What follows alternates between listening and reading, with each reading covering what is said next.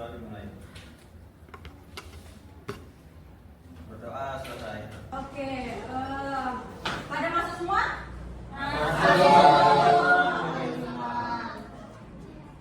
Oke, apa yang kalian lihat pada gambar ini?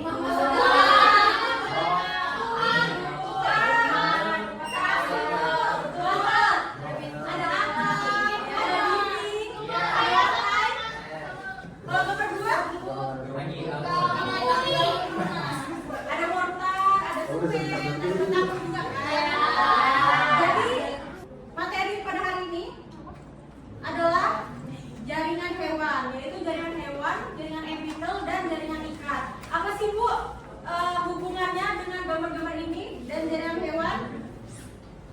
Bentuknya. Oke,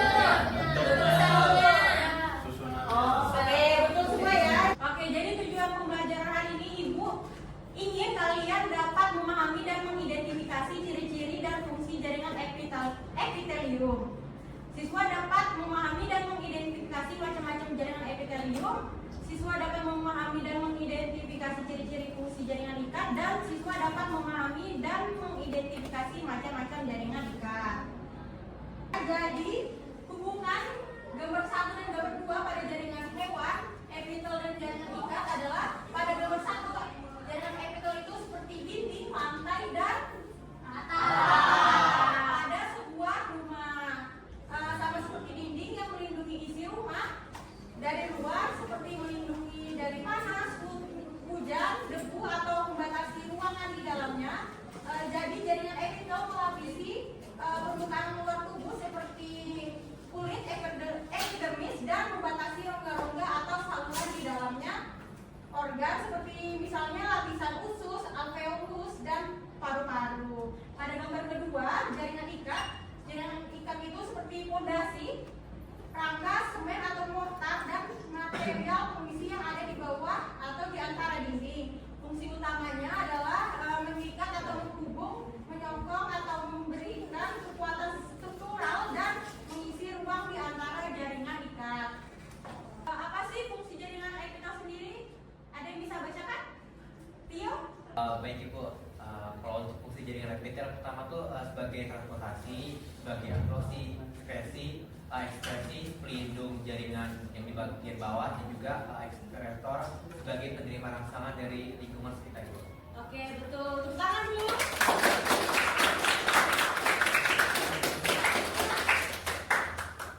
Ada yang tahu fungsi jaringan ikat? Tidak tahu. Saya Bu. Oke, Ipa? Ya, fungsi jaringan ikat itu dia untuk pengikat dan penyambung jaringan yang satu dengan jaringan lain. Contohnya tendon. Kedua, ada penyokong dan pembentuk struktur tubuh. Contohnya ada jaringan ikat tulang. Dan pelindung suatu organ. Contohnya jaringan ikat yang membungkus organ-organ tubuh. Oke, beri aplaus untuk Ipa. Oke, di sini ada jenis-jenis jaringan epitel sendiri.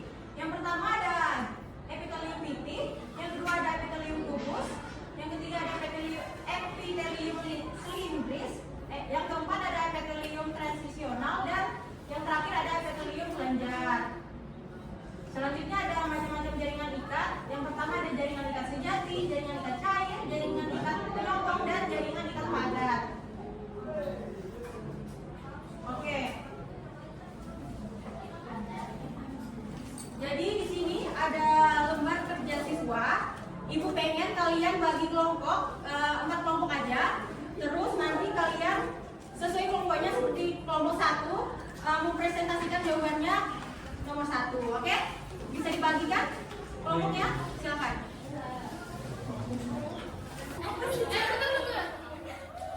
Bagi.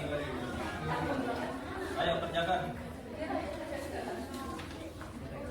Oke, jadi nomor 1 sama 2 itu seperti sama soalnya, tapi maknanya beda. Jadi bedakan fungsi biasa sama fungsi utamanya. Oke? Ibu kasih waktu 5 menit cukup? Cukup Ibu. Oke, silakan ya. Baik. Oh iya, dan juga ini ada mode pembelajaran, jadi kalian bisa lihat jawabannya di dalam mode pembelajaran.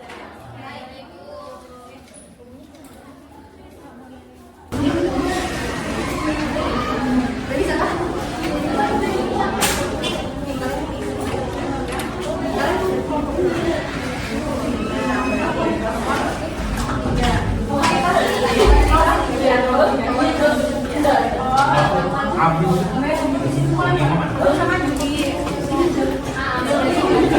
jalur.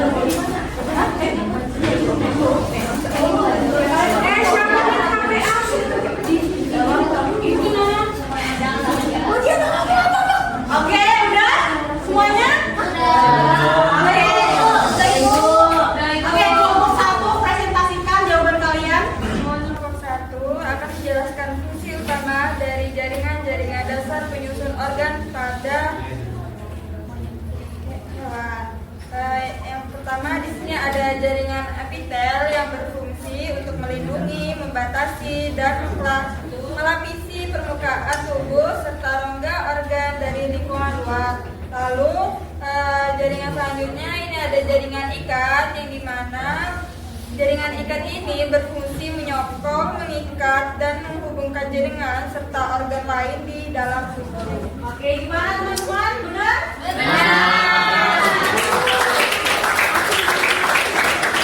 Oke, selanjutnya kelompok 2. Baik Ibu.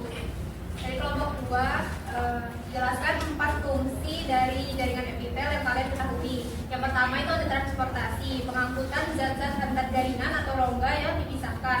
Yang kedua ada sekresi, menghasilkan zat atau enzim dari epitelium, membran maupun kelenjar. Yang ketiga ada ekskresi, membuang sisa-sisa metabolisme air, karbon dioksida, dan garam-garam tertentu. Yang keempat ada eksteroreseptor, yaitu menerima rangsangan dari lingkungan.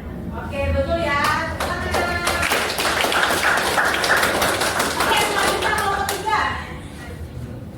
Jadi tuliskan komponen jaringan ikat yang ditunjukkan oleh nomor 1, 2, 3, 4, 5, dan 6. Yang pertama itu ada sel lemak, adalah sel yang menyusun jaringan adiposa terspesialisasi dalam menyimpan energi dalam bentuk lemak. Kedua, sel makrofag, yaitu sel pada jaringan yang berasal dari sel darah putih yang disebut monosit. Ketiga, ada fibroblast, yaitu sel yang menyintesis matriks ekstraseluler dan kolagen yang memproduksi struktural jaringan hewan serta berperan penting dalam penyembuhan luka. Keempat, serat retikular, jenis serat yang dalam jaringan ikat yang terdiri dari kolagen. Kelima, serat kolagen adalah salah satu protein yang menyusun tubuh manusia. Dan terakhir ada serat elastis, yaitu kumpulan protein yang ditemukan dalam matriks ekstraseluler jaringan ikat dan diproduksi oleh fibroblast dan sel otot polos di arteri. Oke, berdiri tepuk tangan. Kelompok 4 yang terakhir. Baik, dari kelompok 4, jelaskan perbedaan jaringan ikat padat dan jaringan ikat longgar. Jaringan ikat longgar memiliki lebih banyak sel daripada serat dengan susunan serat yang longgar. Sedangkan jaringan ikat padat memiliki lebih banyak serat kolagen dan sedikit substansi dasar. Oke, betul ya.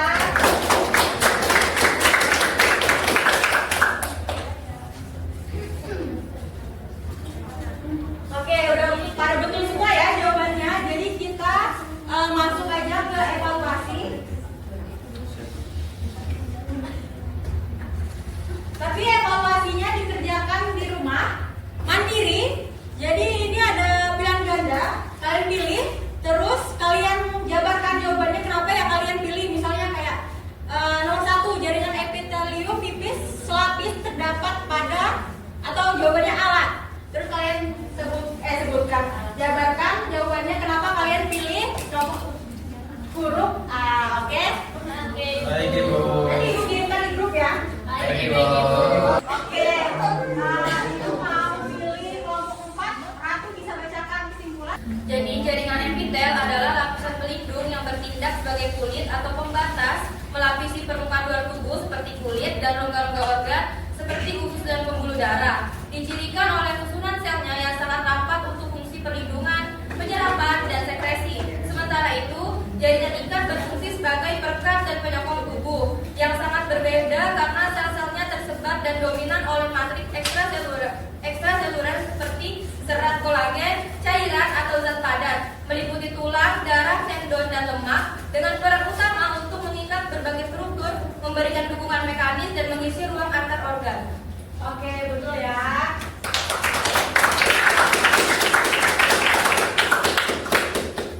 Oke, sebelum mengakhiri pembelajaran hari ini, Ibu mau kalian berdiri. Oke, walaupun speaking-nya ini gak nyambung sama materi, tapi biar kalian semangat lagi, oke? Kepala, pundak, lutut, tapi ada kecepatannya. Ada pelan, sedang, sama cepat. Oke. Bisa dimulai ya? 1, 2, 3. Kepala, pundak, lutut, kaki, kepala, pundak, lutut, kaki, daun, telinga, mata, hidung, pipi, kepala, pundak, lutut, kaki, yang sedang. 1, 2, 3. Kepala, pundak, lutut, kaki, kepala, pundak, lutut, kaki, daun, telinga, mata, hidung, pipi, kepala, pundak, lutut, kaki. Oke, yang cepat ya. Oke, 1, 2, 3. Kepala, pundak, lutut, kaki, kepala, pundak, lutut, kaki, daun, telinga, mata, hidung, pipi, kepala, pundak, lutut, kaki. Oke, udah semangat semua ya? Oke, Ocha, gimana perasaannya saat mengikuti pembelajaran hari ini? Enjoy, Bu. Oke, Firly. Asik Ibu. Oke, asik. Liva. Seru, Bu, ice breakingnya. Oke, alhamdulillah. Karena kalian semangat semua, sudah Ibu mau kasih kalian hadiah.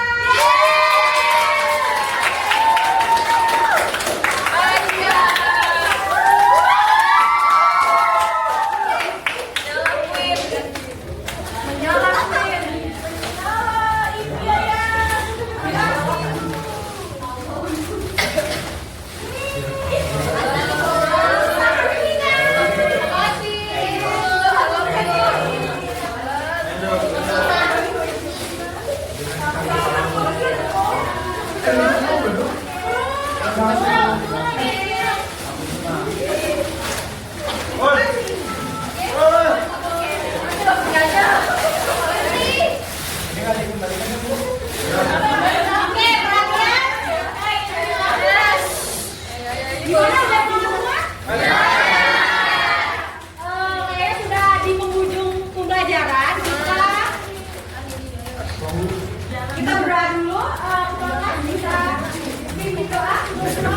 Baik. Duduk dulu. Kita ya. Oke.